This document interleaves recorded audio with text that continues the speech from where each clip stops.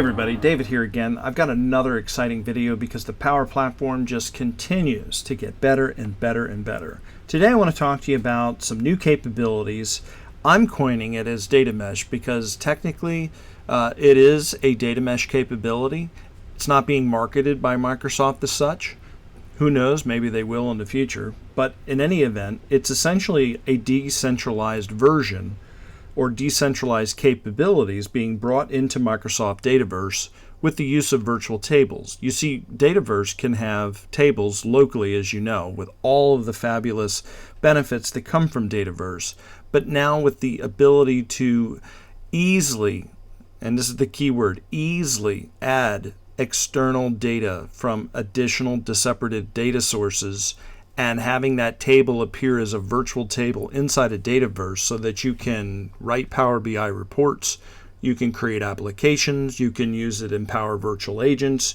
It is just absolutely phenomenal with what you can do. So if you're looking at the Power Platform and you're looking for like a silver bullet as to, or an excuse as to why to buy into the Power Platform, Dataverse with this new data mesh capability is absolutely phenomenal. Now, there's been the ability to add virtual tables previously with the use of an App Store connector, so to speak, but there was lots of configuration that needed to be done in the legacy D365 interface, and it was kludgy and clunky at best with lots of clicking and lots of steps. It wasn't maybe as bad as I'm making it sound, but to the uninitiated person on the Power Platform, it was daunting. And anytime you go from the Power Platform into the legacy D365, you start to feel like you're lost, or new people just they don't really get it. This is all dramatically changed now. Okay, so essentially Dataverse is at the center of everything that we're talking about here. I'm going to go through a more esoteric version of this because I really want to drive this point home. So I'm currently working from home. I'm currently at home, and I have Dataverse that's in the cloud. I'm going to connect a SQL Server that I have installed on my desktop right here. I don't have a server. It's just being installed on my desktop. So I have the SQL Server Management Studio and I have the SQL Server Data Engine in here, and I installed the AdventureWorks database, and I've got some tables in here, and I'm going to use or pick on maybe the products table today. So let's just do a new query, and I'll pop this over here, make sure I have some data in it. Maybe not select star B, but just select star. Yeah, how about a from? That would help, right? Okay, so with that being said, I've got roughly 606 rows in this table, so there's plenty of data and information to see in this table, and I'm going to make this table appear as if it's a native table inside of Microsoft Dataverse with just a handful of clicks, okay? So the prerequisite step that I'm going to show you is installing an on-premise gateway, which I'm going to put on my machine. I don't have to poke any holes in my home firewall to allow for this because the on-prem data connector or gateway is essentially going to take care of it. The reason I'm going to show you this is because there's also some challenges that people seem to have that I get a lot in consulting. When setting this up, they don't realize that in addition to the on-premises gateway, that there is an Azure component to this, that you have to have an Azure subscription, and they are maybe just licensed for Microsoft Office. They don't have an Azure subscription, so that can create a bottleneck immediately for some clients or some customers, or even divisions within a very large company. If they don't have access to an Azure subscription, then they won't be able to go ahead and implement this. So I'm going to show you the steps to do it. Just know that you have to have an Azure or access to an Azure subscription in order to be able to fully configure the gateway. All right, so let's get started and let's show you how to get all this stuff done.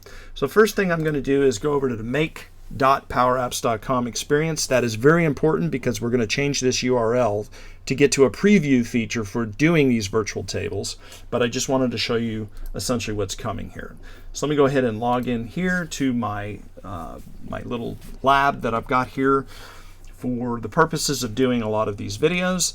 I'm going to come down here into Dataverse and twirl this open and go to gateways. Now I currently don't have any gateways going on. I don't really have permissions or do whatever with it. So I'm just going to choose new gateway. And I'm going to download this on-premises data gateway. And so that'll take a couple seconds to install here. Or rather download, not install. Not bad, 500 megs. New internet connection's working really well. And any day now, come on Chrome, you can verify it. I'll just click on it. Maybe it's really there and it just upset. Come on now. There we go. It popped up on my other screen. So let's just go ahead and do it this way. All right, so go ahead and read through the minimum requirements that you'll need for this. I'm just going to choose the default and accept the installation. Now, there are certain parts in this installation that's a little bit tricky, so I want to make sure that you understand all of that. So there's lots of requests going on here. Okay, so this is done. This is now installing the gateway, and then we'll have to configure the gateway here shortly. And for the most part, I mean, if you ignorantly just go click next, next, next, it's pretty almost foolproof. Where people will get, like I said, hung up again is when they see this one piece in the configuration where they have to create this back-end connector in Azure. And that's usually, typically, where almost 9 times out of 10 things start to fall apart for people. And they can't get it working because they can't get into Azure to do what it is that they need to do. Now, if you are watching this video and you don't have an Azure subscription, there is a way to get an Azure, what is it called? It's like not a demo subscription, but it's like a trial.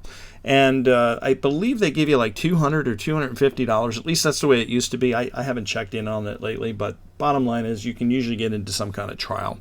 And I'll at least let you see how to do what I'm showing you here in this video, and then you'll be able to go off and configure this for yourself.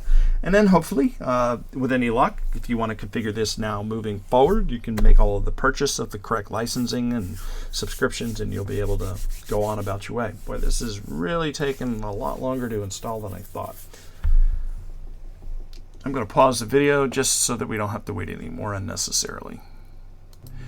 And lo and behold, just like all things, down here in the bottom corner, I missed this flashing one more approval, so that's why the installer was just dying. So now I have to log into my tenant.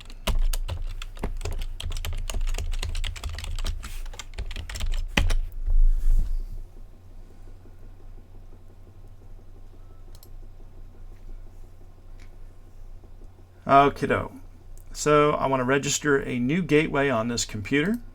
Click Next. So we'll call this My Home. Copy. Oh, let's cut it out. Copy it. All right, recovery key. So I'm just going to use a password that I use for my SQL Server, but you can use anything. Obviously, it needs to be 8 characters long. All right, now, before I hit configure, this is one of these things that if you just get too hasty and start clicking away here, you might miss something. It says, we'll use this region to connect the gateway to this cloud services at West US 2. And there's a link here to change the region. Okay, and then it also says that this will be automatically provisioned for you. So there's already going to be something configured on the Ultra back-end side, on the Microsoft back-end side, that you won't actually be able to get to. But if you didn't catch that this is in West US 2, this is where people start falling apart. I happen to just know that it used to be actually US West, and then they changed it to US West 2 or West US 2, and I started getting a lot of inquiries about, hey, I can't configure this anymore, blah, blah, blah, blah, blah. And it's because folks don't know enough to read this. They don't really make it stand out in the installer like, hey, stupid, you need to look right here and you need to understand what this is because you're going to need this later. And so, you just go clicking through. So I have the opportunity to change, the region, and there's only a handful of regions that you can do. They recommend West US 2, and originally they had West just US, but so many people started piling in on that data center that they created a secondary piece of that, and so now this has more capacity available than the other one, so that's why it's recommended. So I'm just going to go ahead and we'll leave it at the recommended, so you don't really have a lot of choices in the region. But again, this is configured on the Microsoft backend, not on your Azure subscription backend, but you just need to know where this is, because I'll show you in the next piece why this is so important here. So again, we're still in West US 2. I'll go ahead and click configure.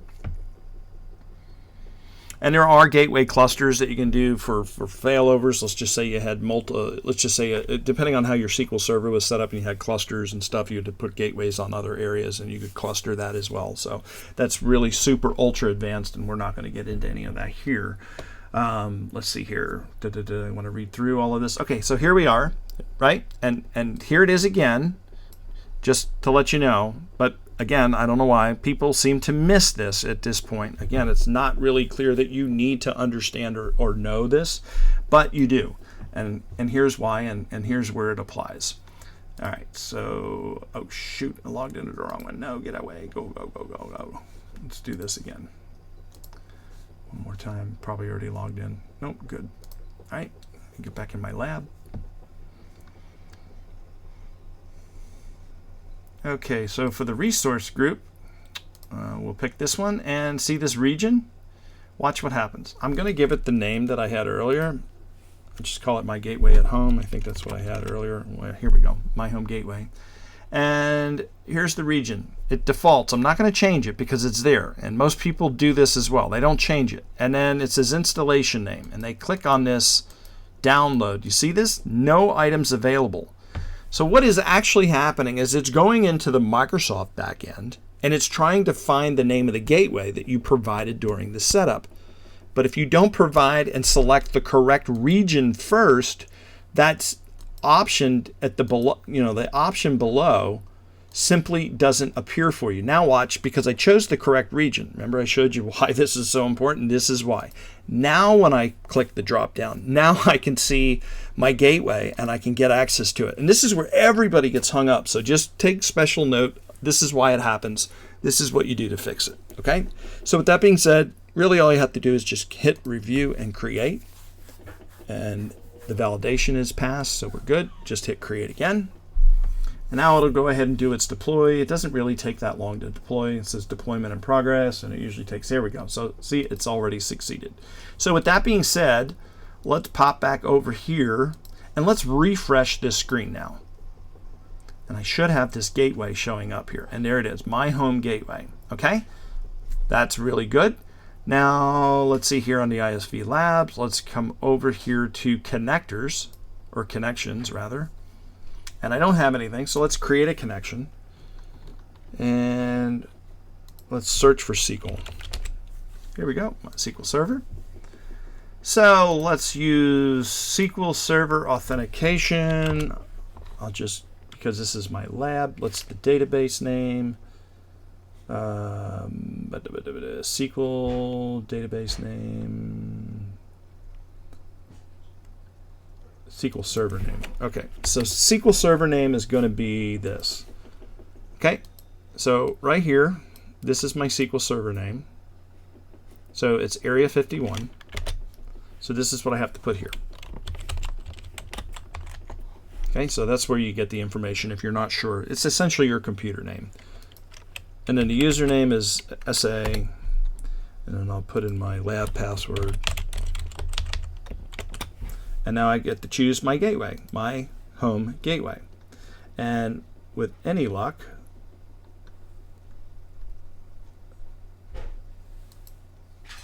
specify the name of the port. Okay. I don't remember having to do this before, but it's apparently not happy. Oh, dagnabbit. See, I'm not even reading. SQL Server name, that's the computer name of the database name, and now I have to do the name of the database. And so we wanted to connect to this AdventureWorks minus the brackets, obviously. Okay. Now with everything set, we should be able to create, and that should get me access to all of the tables inside of this database that is on my local SQL Server. And then from here, we're just going to go and try to create a virtual table. Okay, that looks like it's all said and done. It says it's connected. I think it is. Now let's come over here to tables. And now let's create a new table. But here's a problem. This is the current feature. This creates a local table. And you may be saying, okay, well, what about this new feature that's in preview? Well, you're going to have to change your URL from make.powerapps.com, whatever environments. And between make.powerapps, you got to do make.preview. This is a very important step, guys, because if you don't do this, you won't get this feature. All right. Now, when this page refreshes onto the new preview side, you see how we have a drop-down arrow? Now, not only can we create the traditional, consistent, current new table, which creates a local table, we now have the opportunity to create a new table from an external data. Now, this is what makes data mesh possible. This is allowing you to create a Dataverse database that has access to tables and information and data into separate systems, domain-specific database information and tables, all going through Dataverse. So, all of the authentication, all of the security is all kept in place. The data at rest remains at rest. You're not synchronizing information back and forth. This is super, super helpful. And so as you can see here, you go through this wizard. I've already got the connection established. If I didn't have the connection, you have an opportunity to create the connection in line on the fly, which is super, super helpful. And it says that I'm going to the AdventureWorks database.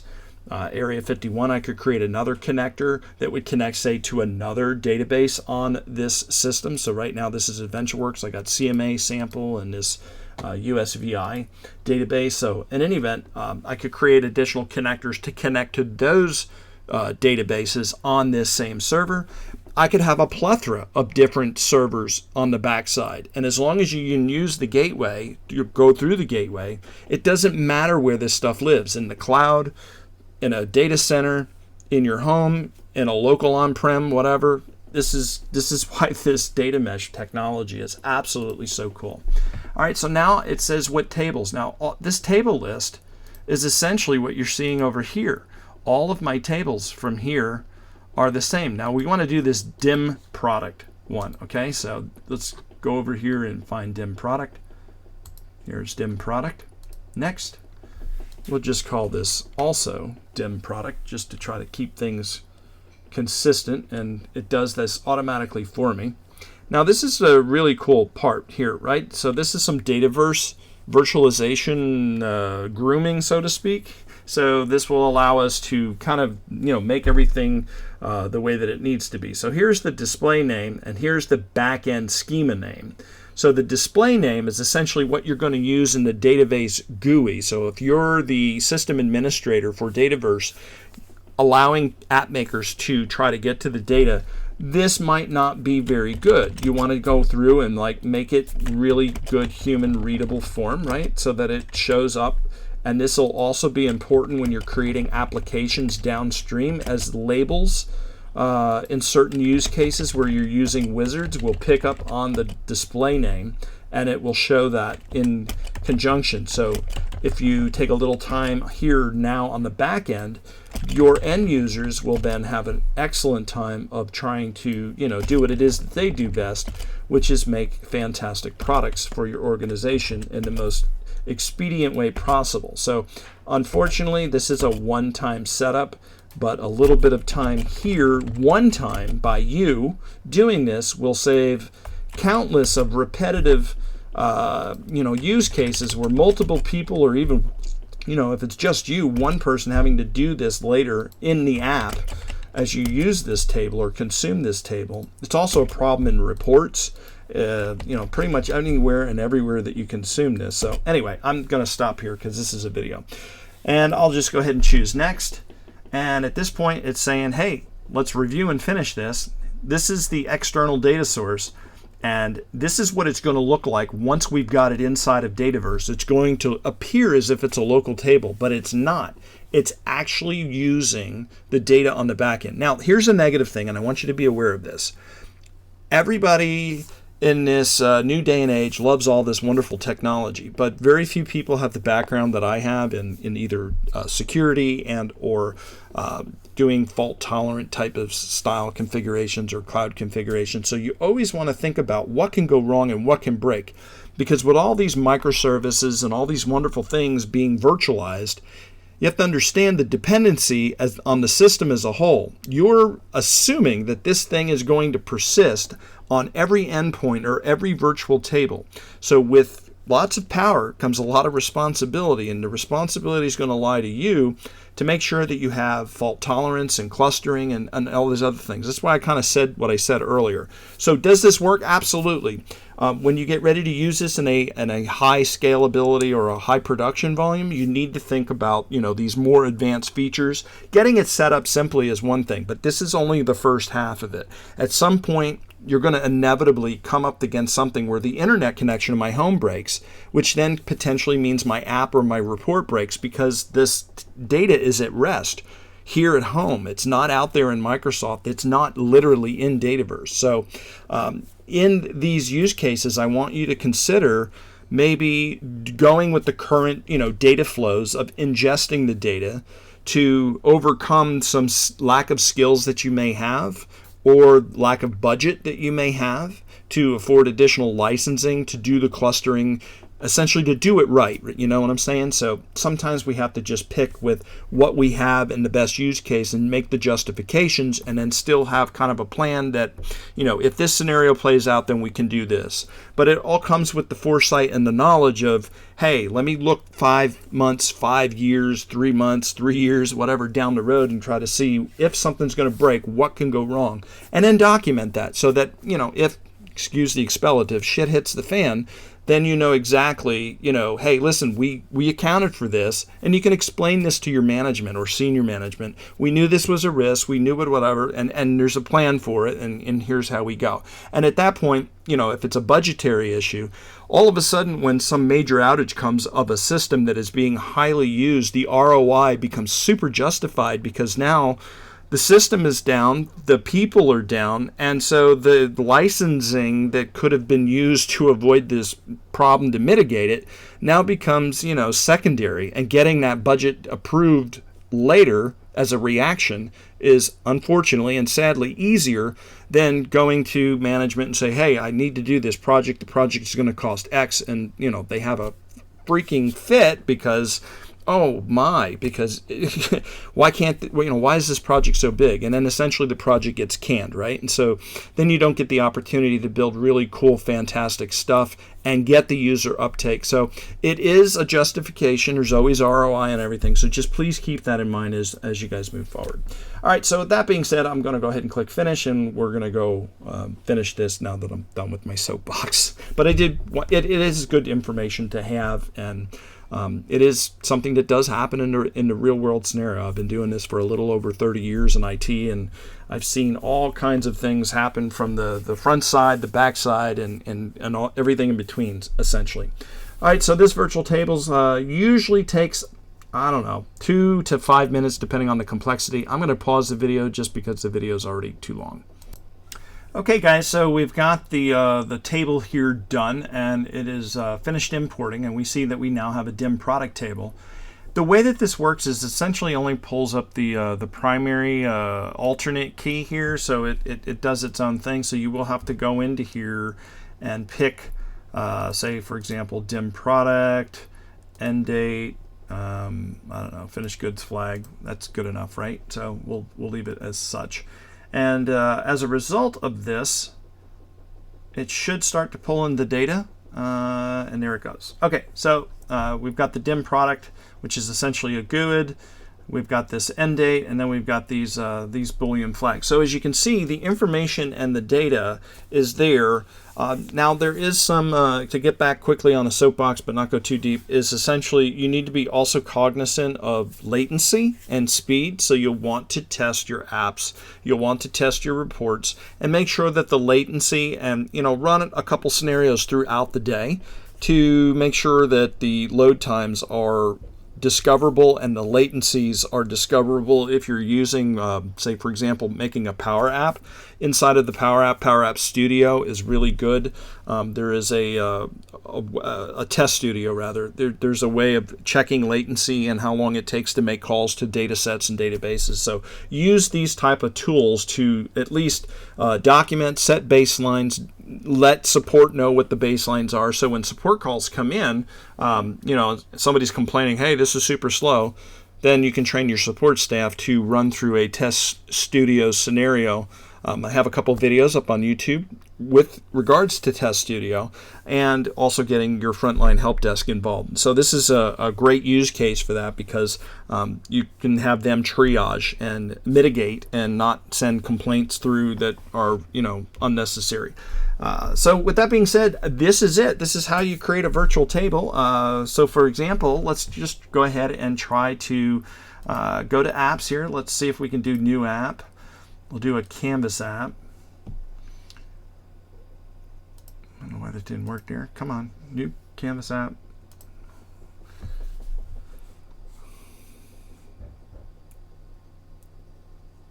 Something's going wonky here with my... All right. We're going to do an app from Dataverse.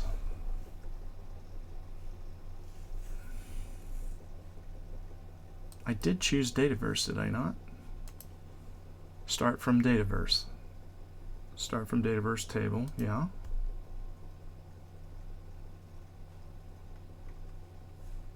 New connection. I guess I got to create my connection to Dataverse first. Here we go. Microsoft Dataverse, create. I forgot I got a new lab here. All right, so DIM products. Again, we could use the gateway and go directly to SQL using the SQL connector and leveraging the gateway. But in this case, I'm using the Dataverse, and I'm connecting to the table through Dataverse using the new virtual table, and I don't have to go directly to the database, which is really, really cool, because this can help streamline. You can just teach everybody, go through Dataverse, just use Dataverse, and then administrator can handle all of the virtualized versions of it. So Dataverse becomes your data mesh and the gateway to everything, and people don't need to know where everything is. All right, let's see here. Here we go. And now we have a 3-screen app. And of course, there's not a lot of stuff up here. This item dot, let's see what all we got here. English description maybe. I don't know what data is where. Probably should have looked at the data in the database, right? Let's see here. English product name. Yep, so that is a good English description. We want English product name. So dot English product name. There we go. All right, cool. So now we're bringing back all that. And so now we have our 3-screen app in the Power Platform, connecting to Dataverse, using a virtual table, using the data at rest in the SQL Server in my home. How cool is that, guys, right? All right, well, that's it for this video. We're long enough. Thank you so much for watching. If you have any questions or comments, please leave them in the description or the down below where the description box is. And please like and subscribe. Still trying to grow the channel, and all help is greatly appreciated. Thanks so much. Have a great day.